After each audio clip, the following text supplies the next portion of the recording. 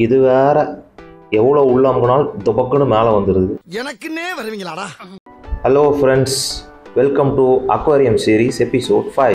Already போன வீடியோவில் டேங்க்கில் வந்து தண்ணியும் மண்ணும் ஆட் பண்ணுறேன்னு சொல்லிட்டு சூப்பராக வந்து ஒரு ஃபன் பண்ணி வச்சுருப்பேன். இந்த வீடியோவில் நம்ம ட்ரிஃப்ட்வுட்டோட க்யூரிங் பற்றி தான் பார்க்க போகிறோம்.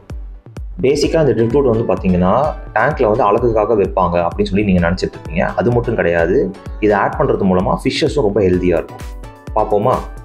ஃபஸ்ட்டு நம்ம என்ன பண்ண போகிறோம்னா, இந்த ட்ரிஃப்ட்வுட்டை ஒரு டப்பில் போட்டு தண்ணியை ஃபில் பண்ணதுக்கப்புறம் கல்லுப்பு இருக்குது பார்த்துருக்கீங்களா, அந்த கல்லுப்பு கொஞ்சோண்டு வந்து நம்ம இதில் ஆட் பண்ணி ஊற வைக்கணும்.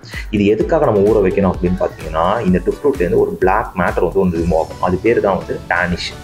அந்த டானிஷ் வந்து ஹெல்தி தான் ஃபிஷ்ஷஸ்க்கு, பட் ஆனால் வந்து டேங்க் வந்து இந்த மாதிரி பிளாக் ஆயிரும். ஓகேவா?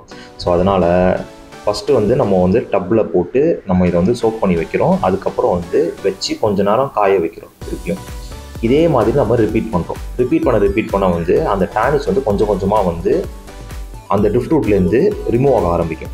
இது வந்து இப்போ டே 3 பார்த்தீங்களா எந்த மாதிரி இருக்குது அப்படின்னு சொல்லிட்டு கொஞ்சம் டிஃப்ரென்ஸ் தெரியும். இன்னும் கொஞ்சம் வந்து டானிஷ் வந்து கம்மியாக இருக்குது. இப்போ டே 7 பார்த்தேன். டே 7 வரைக்கும் நான் பண்ணி பார்த்தேன். அதில் வந்து ஓரளவு கொஞ்சம் ரிமூவ் ஆயிடுச்சு. இப்போ என்ன பண்ண போகிறோன்னா, இந்த ட்ரிஃப்ட்வுட்டை கொதிக்க வைக்க போகிறோம். சேம் தாங்க. உங்கள்கிட்ட ஏதாச்சும் ஒரு அண்டா இருந்துச்சுன்னா அந்த அண்டாவோ சட்டியோ எதாச்சும் வச்சு அதில் கொஞ்சம் உப்பு போட்டு நல்லா வந்து கொதிக்க வைங்க. ரொம்ப கொதிக்க வச்சுக்காதீங்க, உடஞ்சிடும். கொதிக்க வச்சதுக்கப்புறம் திருப்பியும் சேம் தாங்க போட்டு கொஞ்ச நேரம் வந்து அதுலேயே வந்து ஊறட்டும். ஊறினதுக்கப்புறம் திருப்பியும் you have to heat. So திருப்பியும் வந்து ஹீட் பண்ணி வைக்கணும். ஸோ இதே மாதிரி ரிப்பீட் பண்ணி இந்த ப்ராசஸை நீங்கள் ரிப்பீட் பண்ணிக்கிட்டே இருந்தீங்கன்னா டானிஷ் கம்ப்ளீட்டாக வந்து போகிறத வந்து you can able to feel. So Danish கம்ப்ளீட்டாக போயிட்டு நீங்கள் வந்து க்யூர் பண்ணிடுவீங்க. இப்போ வந்து பார்த்தீங்களா இதாகிடுச்சா, இதை தூக்கி போடுவோம். போட்டால் இது கம்ப்ளீட்டாக க்யூர் ஆயிடுச்சு. ஆனால் எவ்வளோ அமுக்குனாலும் தலைவன் டொபுக்குன்னு மேலே வந்துட்டு தான் இருப்பான். அதுக்காக நம்ம இப்போ என்ன பண்ண போகிறோம் அப்படின்னா, ஆமாங்க, உங்களுக்கு ஒன்று தோணுது பார்த்தீங்களா, அதுதான் எனக்கும் தோன்கிறது. கல்லை கட்டி இறக்கிடுவோம்.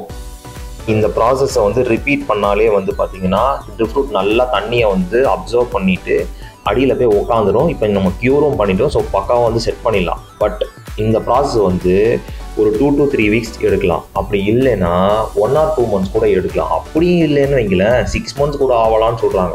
அந்த அளவுக்கு பொறுமை எனக்கு கிடையாதுங்க. அதனால் இப்போமே வந்து கல்லை கட்டி இறக்கிடுவோம் அப்படின்னு சொல்லி தோணுச்சு. கம்மோ க்ளூவோ இல்லை வேறு ஏதாச்சும் வச்சு கட்டி அங்கே உள்ள இது பண்ணுறது. ஸோ அது வந்து பார்த்தீங்கன்னா என்னோட டேங்கை வந்து பயங்கரமாக அஃபெக்ட் பண்ணும். ஆல்ரெடி என்கிட்ட இருந்த குட்டி ஸ்டோன்ஸ்குள்ளே வந்து இதை வச்சு இந்த பெரிய ஸ்டோன்ஸை மேலே வந்து முட்டு கொடுத்து நிற்க வச்சாச்சு. ஸோ இப்படி வச்சு இந்த குட்டி ட்ரிஃப்ட்வுட்டையும் ஒரு பக்கம் சாய்ச்சி வச்சுட்டேன். பெரிய ட்ரிஃப்ட்வுட்டையும் வந்து ஒரு பக்கம் நிறைய கல்லெலாம் போட்டு அழகாக அந்த மாதிரி செட்டப் பண்ணி வச்சாச்சுங்க. அவ்வளோதாங்க, பக்காவாக கொஞ்சம் மீனையும் வாங்கி விட்டு டேங்க் செட்டப் ஓவர். வீடியோ பிடிச்சிருந்துச்சுன்னா லைக், ஷேர் அண்ட் சப்ஸ்கிரைப். அடுத்த வீடியோவில் சந்திப்போம். அது வரைக்கும் பாய் பாய்.